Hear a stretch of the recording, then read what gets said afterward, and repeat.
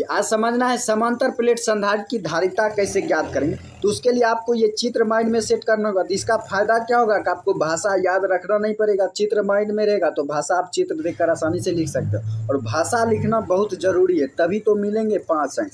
तो इस 5 अंक को भी ध्यान में रखना है, इसलिए चित्र माइंड में सेट तो कर ही लीजिएगा, अन्यथा याद करने का या समझने का कोई फ़ायदा नहीं होगा। तो अब चलते हैं, अब भाषा पहले लिखना है। तो चित्र याद है, तो 2 प्लेट है P और Q, तो हम लिखेंगे माना कि P और Q समांतर प्लेट संधारित्र की 2 प्लेटें हैं और दोनों प्लेट का क्षेत्रफल A है और उनके बीच की दूरी D है और दोनों प्लेटों के बीच निर्वात माध्यम है। उसके बाद एक जब हम P प्लेट पर प्लस Q आवेश देते हैं तो प्रेरण की घटना के कारण जो है प्लस Q पर जो है सामने वाली जो सतह है प्लेट की उस पर ऋण आवेश उत्पन्न हो जाता है और बाहरी तल पर जो है धन आवेश उत्पन्न हो जाता है। यहाँ पर जो ये धन आवेश उत्पन्न हो जाएगा प्रेरण की घटना के कारण, लेकिन चूंकि ये पृथ्वी तल से जुड़ा हुआ है तो ये धन आवेश जो है भूमि में चली जाएगी, इसलिए जो Q आवेश जो Q प्लेट पर जो है सिर्फ माइनस Q आवेश ही बचता है। तो इसलिए ये जो हमने चर्चा कर दिया भाषा के रूप में, तो इस चीज़ को चित्र को याद भी रखना जरूरी है और चित्र को समझना भी जरूरी है।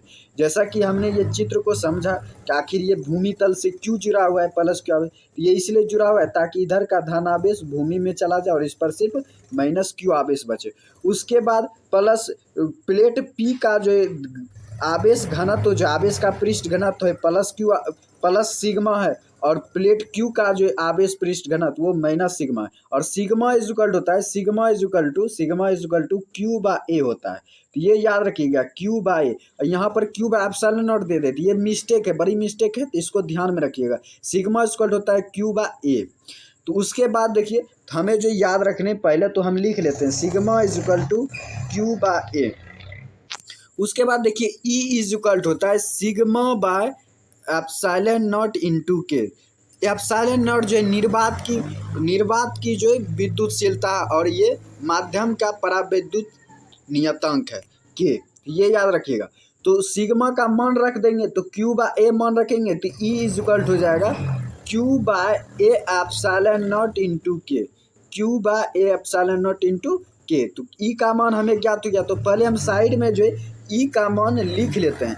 तो E इज इक्वल हो जाएगा Q by A epsilon naught into K. अब ये हो गया। अब चूंकि V बराबर होता है ED, तो V इज इक्वल हो जाएगा E का मान रख देंगे, तो E का मान रखेंगे तो Q बाय हो जाएगा Q by A epsilon naught K into D। तो अब चूंकि V इज इक्वल हो जाएगा QD by A epsilon naught into K, तो ये हो जाएगा V इज इक्वल टू। अब चूंकि हम जानते हैं C इज इक्वल टू धारिता ज्ञात करनी है, तो धारिता का फार्मूला आता है Q बाय V। तो यहाँ पर Q है बड़ी Q, ये तो फार्मूले के हिसाब से हुआ, लेकिन हमने आवेश का जो मान लिया वो स्मॉल q से लिया है, इसलिए तो C इज इक्वल हो जाएगा Q बाय V का मान यहाँ पर हम रख देंगे। तो यहाँ पर जो है हम जब मान रखेंगे C is equal to Q by, तो ये हो जाएगा V का मान रखेंगे, तो V का मान हमने ज्ञात किया था QD by A epsilon naught into K. अब जो यहाँ पर Q कैंसिल हो जाएगा और हमारे पास बचेगा C इज इक्वल टू, ये जो ऊपर चला जाएगा तो बचेगा हमारे पास A एप्सिलॉन नॉट इंटू के अपॉन D। तो हमें जो C इज इक्वल टू प्राप्त हुआ A एप्सिलॉन नॉट इंटू के अपॉन D, ये हमें प्राप्त हुआ। अब चूंकि के जो माध्यम की विद्युतशीलता है, तो माध्यम हमने लिया है वायु यानी निर्वात, तो निर्वात की विद्युतशीलता जो होती है वो होती है 1, तो K इज इक्वल हो जाएगा 1। तो जब K इज इक्वल टू 1 हो जाएगा तो C इज इक्वल हमें प्राप्त होगा A epsilon not upon D। तो यही होता है समांतर प्लेट संधारित्र की धारिता वायु के लिए या निर्वात के लिए।